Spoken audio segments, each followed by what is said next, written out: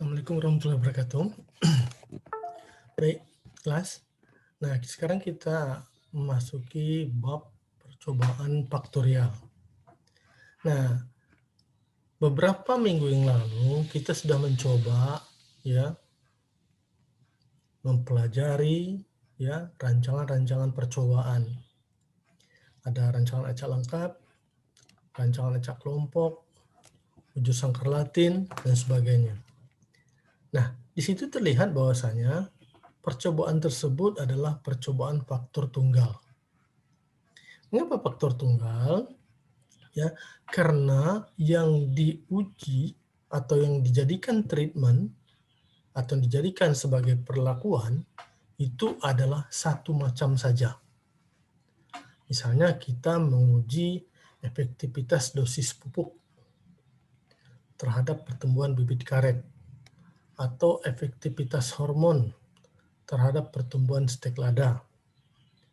Nah, itu adalah percobaan faktor tunggal. Hanya menjadikan pupuk atau hormon sebagai perlakuan. Nah, bagaimana kalau pupuk dan hormon itu digabung ya dari dua percobaan menjadi satu percobaan saja. Dari dua percobaan menjadi satu percobaan saja. Nah, penggabungan dua percobaan tunggal tadi menjadi percobaan faktorial. Jadi kalau tunggal itu mengerjakannya harus dua kali, kalau digabung menjadi percobaan faktorial, dia dikerjakan hanya satu kali saja. Jadi lebih menghemat waktu. Ya. Nah, beberapa definisi bisa kita lihat di layar ini. Pertama adalah suatu percobaan dikatakan faktorial bila pelaksanaannya terdiri dari kombinasi lengkap antar level atau taraf dari dua faktor atau lebih. Dan masing-masing faktor terdiri dari dua taraf atau lebih. Nah, dua faktor atau lebih. Artinya bisa tiga, bisa empat.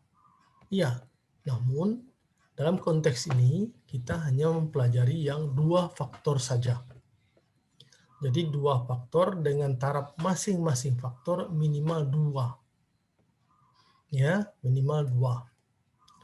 Nah, apa keuntungannya dari percobaan faktorial ini? Pertama, semua unit percobaan digunakan dalam mengevaluasi efek dari masing-masing faktor. Ada yang mengatakan bahwa ini adalah semacam ulangan tersembunyi, ya, sehingga akurasi lebih tinggi. Misalnya ulangannya 3, tapi seakan-akan dia tidak lebih daripada 3. Ya. Karena di situ ada dua percobaan yang kita gabungkan. Kemudian kita dapat menganalisis interaksi antar faktor. Apakah dia saling mendukung, atau ada yang menekan, atau tidak saling berinteraksi. Nah, ruang lingkup antar perlakuan dapat diperluas. Ya. Dapat diperluas. Kita membahasnya lebih jelas nanti. Ada beberapa hal yang harus dipahami dari percobaan faktorial ini. Pertama, taraf dan faktor. Ya. Setiap perlakuan disebut faktor. Misalnya faktor 1 dan faktor 2. Misalnya faktor 1-nya pupuk, faktor 2-nya hormon. Ya. Dan masing-masing faktor mempunyai taraf. Misalnya pupuk 2 taraf,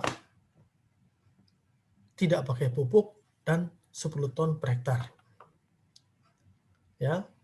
Jadi pupuk itu adalah faktornya, dan kontrol beserta 10 ton per hektar itu adalah tarafnya.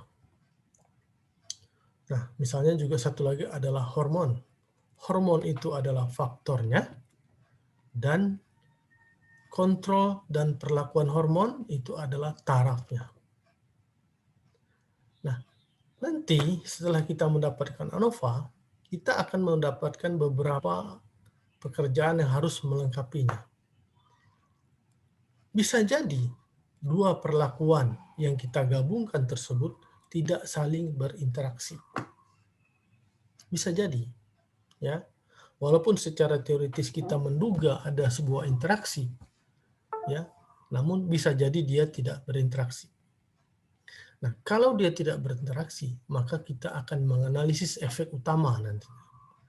Jadi kita akan menganalisis masing-masing efek dari pupuk dan efek dari hormon, misalnya begitu. Kemudian ada efek interaksi. Karena dari ANOVA kita bisa tahu nanti apakah perlakuan faktor 1 dan faktor 2 itu berinteraksi. Nah, interaksi ini sangat unik ya. Kalau definisinya adalah suatu peristiwa paling sedikit satu taraf dari satu faktor pengaruhnya tidak konsisten pada berbagai taraf dan faktor lainnya. Itu adalah interaksi. Ini paling unik. Ya. Paling unik dari percobaan faktorial. Nah, ini adalah contoh-contoh percobaan faktorial. Nanti, bagaimana rancangan lingkungannya? Itu sama saja dengan rancangan lingkungan yang pernah kita pelajari. Apakah nanti dia menggunakan rancangan lingkungan acak kelompok atau dia menggunakan rancangan lingkungan acak lengkap. Nah, ini contoh kombinasinya. Misalnya faktor pertamanya adalah varietas. Ini faktor pertama, faktornya varietas ini. Lalu varietas 1, varietas 2, varietas 3, varietas 4, varietas 5 itu adalah taraf dari faktor varietas. Kemudian faktor kedua adalah misalnya jarak tanam. Ini adalah faktor kedua, jarak tanam ini. Ini adalah sebuah perlakuan jarak tanam. Dengan taraf dari jarak tanam itu misalnya adalah jarak tanam 15 kali 20, 20 kali 20, 25 kali 20, dan 30 kali 20. Ada berapa nih? 1, 2, 3, 4. Ya, 4.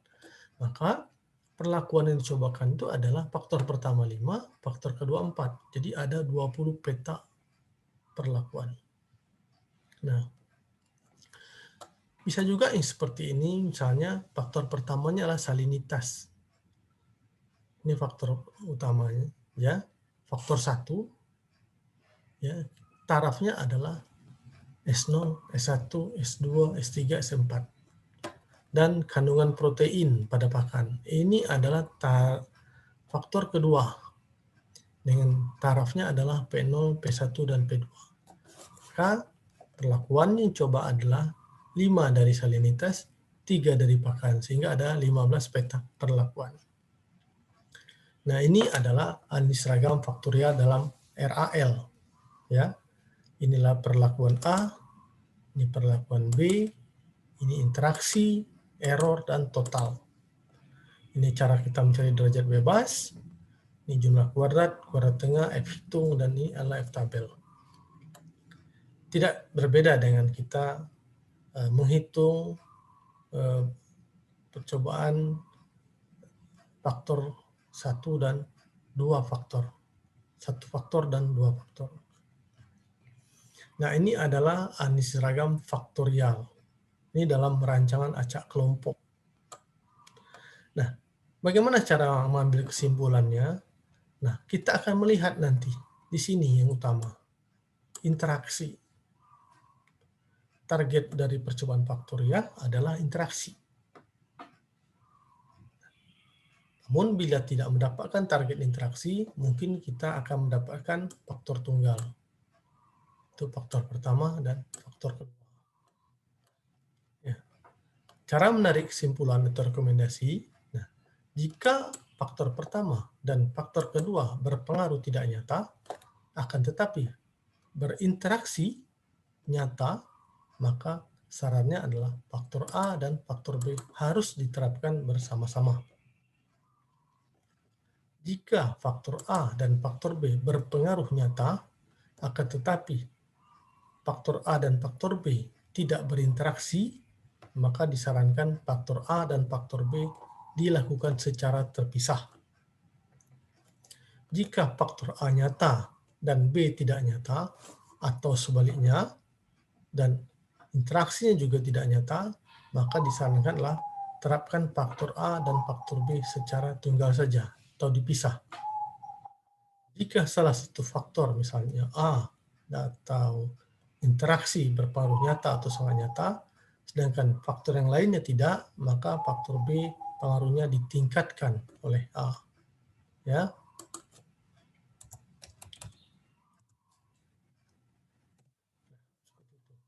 Ini adalah model matematikanya. Ini nilai rata-rata umum. Ini perlakuan A, ini perlakuan B. Ini adalah interaksinya. Interaksi. Ini yang RAL. Kalau dia kelompok, nanti ada blok. Ini adalah errornya. Nah, jadi ini adalah contoh pembuatan bagan dari rancangan acak. Kalau rancangan acak lengkap, 2 faktor. Ini faktor pertamanya K, faktor keduanya I. Yang masing-masing K itu ada 2 taraf misalnya, dan I itu ada 7 taraf.